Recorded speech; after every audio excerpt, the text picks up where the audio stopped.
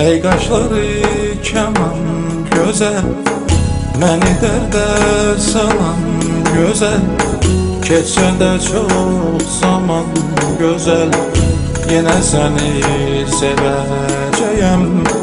Keçsə də çox zaman gözəl, yenə səni sevəcəyəm.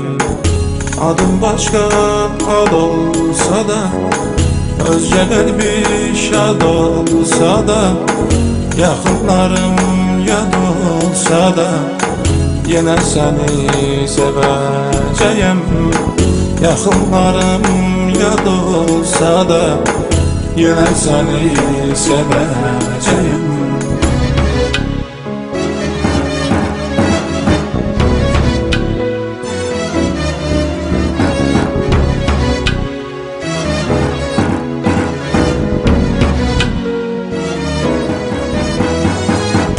Dünya mənə dar olsa da, yerim məzar gör olsa da, iki gözüm kör olsa da, yenə səni sevəcəyəm. İki gözüm kör olsa da, yenə səni sevəcəyəm.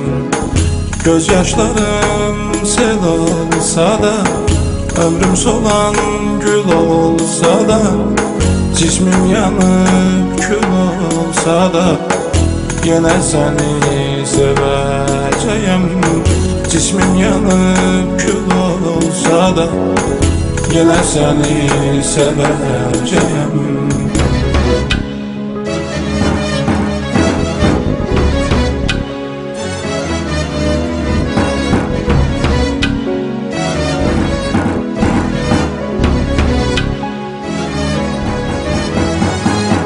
Gülüm gülüm beyaz gülüm, senden ayrı kalsam ölüm. Doğransam da dilim dilim, yenə səni sevəcəyəm.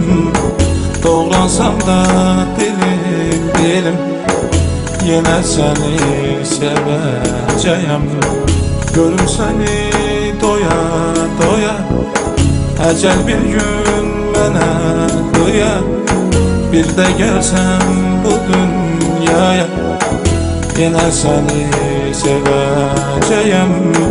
Bir də gəlsəm bu dünyaya, yenə səni sevəcəyəm.